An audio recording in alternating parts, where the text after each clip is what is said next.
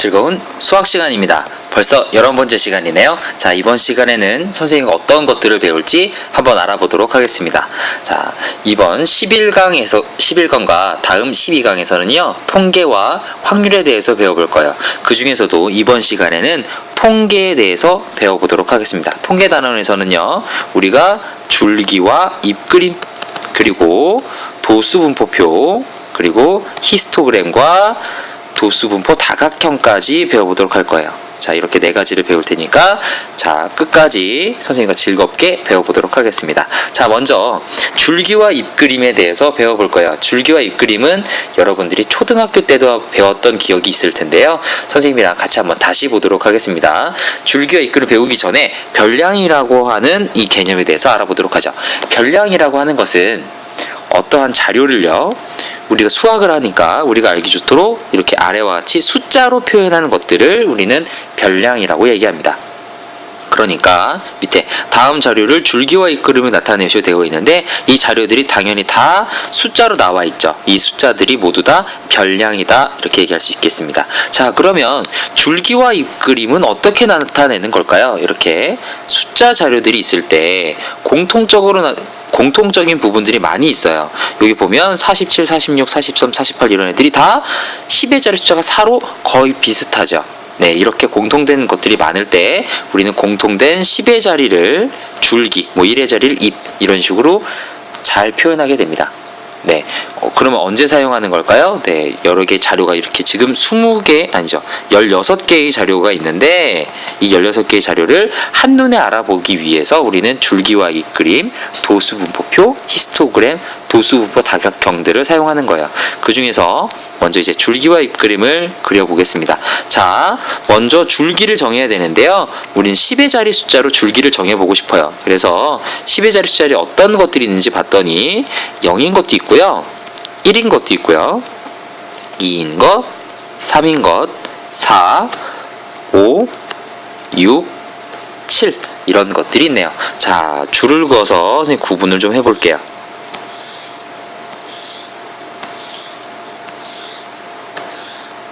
자, 우리는 이것들이 이제 또 잎을 그려 넣어야 되는데요, 여러분들 그냥 막 적어도 되겠지만 우리가 지금 얘네들을 왜 만든다고 했죠? 네, 한눈에 알아보기 좋게 하기 위해서 만든다고 했어요. 그런데 한눈에 알아보기 좋으려면 당연히 깔끔하고 순서대로 적는 게 좋겠죠. 그래서 이렇게 10의 자리가 0인 것 하나만 그냥 적어주면 되겠지만, 10의 자리가 1인 게 지금 4개가 있어요. 얘네들은 자료의 크기의 순서대로 이와 같이 깔끔하게 적어주는 것이 더 좋겠습니다. 자, 21도 있네요. 36과 39, 4도 4개인데 순서대로 적어주면 43, 46, 47, 그리고 48. 그 다음에 53이 있고요, 60이 있고요, 그리고 75와 78이 있네요. 자, 선생님이 어떻게 그렸는지 봤나요? 자료의 크기 순서대로만 그린 것뿐만 아니라 우리는 세로에 있는 줄까지 맞춰줬어요. 이렇게 놓으면 그 줄기에 몇 개의 잎이 있는지 한눈에 알아볼 수가 있겠죠. 자, 그럼 이제 본격적으로 새로운 개념인 도수분포표에 대해서 알아볼 거예요. 도수분포표란 뭐냐면요, 오른쪽에 나와 있는 이런 그림과 같이, 표와 같이 나타내는 것들을 도수분포표라고 얘기하는데요, 여러분들이 4개의 새로운 개념을 배워야 돼요. 첫 번째, 계급인데, 계급은 왼쪽에 나와 있는 이런 것들이 계급이에요. 그리고 계급의 크기라고 하는 것은 이 계급 안에 들어가 있는 최소값과 최대값의 차이, 것이 계급의 크기고요. 도수는 그 계급에 속해 있는 자료의 개수, 그리고 계급값은 그 계급의 중간값을 얘기합니다. 자, 그러면 아까 봤던 자료를 가지고 우리가 한번 도수분포표로 나타내 보도록 하겠습니다. 자, 도수분포표는 왼쪽의 계급은요, 아까 줄기와 잎그림에서 줄기를 생각해 주시면 편해요. 0 이상 10 미만, 자, 10 이상 20 미만, 20 이상 30 미만, 30 이상 40 미만, 40 이상 50 미만, 50 이상 60 미만, 자, 60 이상 70 미만, 70 이상 80 미만으로 해보죠. 그리고 마지막에는 합계가 들어가야 돼요.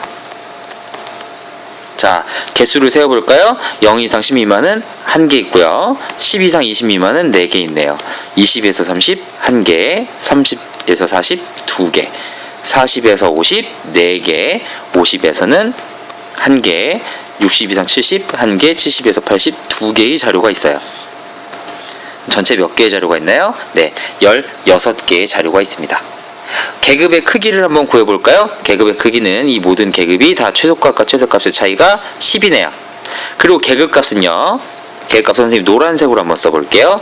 계급값은 그 중간값이라고 했죠? 5, 두 번째 계급은 15, 그 다음에 25, 35, 45, 55, 65, 75 이런 계급이 되겠습니다. 계급값을 이렇게 할 수 있겠죠. 도수는 1, 4, 1, 2, 4, 1, 1, 2 이런 애들이 다 도수예요. 그리고 이 도수를 다 더하는 것이 합계가 되겠죠. 자, 이렇게 도수 분포표를 나타낼 수 있는데요. 아까 우리가 그렸던 줄기와 이 그림에 비해서 모든 자료를 한눈에 어떻게 분포되어 있는지 알기 쉽지만 그 자료가 어떤 값인지는 알기 힘들어요. 그래서 자, 어떻게 하느냐, 이런 애들은 한눈에 바라보기 좋은 장점은 있지만 어떠한 값인지를 모르죠. 그래서 평균을 어떤 식으로 구해야 되느냐면 0에서 10 사이에 있는 자료가 사실은 7이지만 우리는 도수 분포표만 보면 얼마인지 모르죠. 그래서 계급값이라는 걸 이용하는 거예요. 그래서 5점인 것이 1개 있는 것이다 라고 생각하고 15점이 4개 있다, 25점이 1개 있다, 35점이 2개 있다, 45점이 4개, 55점이 1개, 65점이 하나, 75가 1개 이렇게 있다고 생각하는 거예요. 그 계급에 속하는 모든 값들이, 모든 자료들이 다 그 계급값과 같은 값이다 라고 여기는 거죠. 그리고 이런 것들을 모두 더해서 그 값들을 우리는 여기 합계로 나누어 주면요, 합계로 나누어 주면 바로 그것이 평균이다 이렇게 얘기해 볼 수 있겠습니다. 이 과정 선생님이 계산은 안 해주겠지만 여러분들 꼭 필요한 거니까 이따 연습 문제를 통해서 꼭 풀어볼 수 있도록 하겠습니다. 그리고 자, 이제 마지막이에요. 히스토그램과 도수분포 다각형에 대해서 해볼 건데요. 자, 히스토그램과 도수분포 다각형은 아까 했던 도수분포표와 뗄래야 뗄 수 없는 관계예요. 왜 그러냐면 이 도수분포표를요, 그림으로 나타낸 게 바로 히스토그램과 도수분포 다각형이기 때문이죠. 자, 한번 알아보겠습니다. 얘를 어떻게 하느냐. 자, 여기 세로를요, 세로와 가로를 구분할 건데요. 우리는 가로에는 아까의 계급을 적을 거예요. 0, 10, 20, 30, 40, 50. 너무 좁네요. 그러면 두 칸을 하나씩 하도록 하죠. 0, 10, 20, 30, 40, 50, 60, 70, 80. 자, 그리고 이것들의 칸을 우리가 이제 그림을 그릴 건데요. 그 계급의 값을, 도수를요, 세로축에 막대 그래프로 표시할 겁니다. 0에서 10 사이가 아까 우리가 한 칸이었고요. 10에서 20은 4칸, 4개였죠. 20에서 30이 도수가 1이었고요. 30에서 40도, 30은 2였고요. 40에서 50이 4개였고요. 50에서 60은 1개, 60에서 70도 1개, 70에서 80이 2개의 도수가 있었어요. 이렇게 나타낸 이 그림이 히스토그램이고요. 이 히스토그램의 각 가로 윗변의 중점, 윗변의 중점과 윗변의 중점들을 다 연결한 다각형, 그리고 윗변의 중점뿐만 아니라 아랫변에 연장된 곳까지 연결해서 하나의 다각형으로 나타내는 이것이 바로 도수분포 다각형입니다.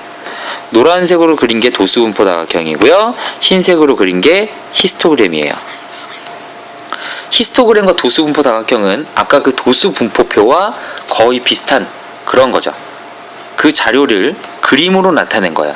그래서 한눈으로 알아보기엔 조금 더 쉽지만 도수가 몇 개인지, 그리고 그 계급값이 얼마인지 이런 것들을 조금 더 알아보기는 어려운 것 같아요.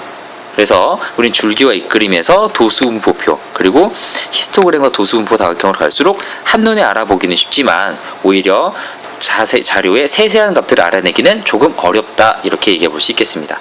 자, 그럼 이제 마지막으로 상대 도수에 대해서 알아보도록 할게요. 상대 도수란 전체분의 그 도수의 비율을 얘기하는 거예요. 무슨 얘기냐? 자, 12에서 20 사이에서는 우리가 도수가 4였죠. 근데 전체는 얼마였나요? 네, 16이었어요. 그러니까 10에서 20 사이의 상대 도수는요, 16분의 4, 즉 0.25 이렇게 얘기해 볼 수 있겠습니다. 자, 여기까지 여러분 통계에 대해서 얘기했어요. 줄기와 잇그림, 도수분포표, 히스토그램과 도수분포 다각형, 그리고 상대 도수까지. 이번 시간에 배운 내용은 추가로 따로 배우진 않겠지만 여러분들이 계속해서 사용한다는 거 잘 명심해 두고 연습 문제를 통해서 완벽하게 익힐 수 있도록 노력하시기 바랍니다. 자, 수고하셨습니다.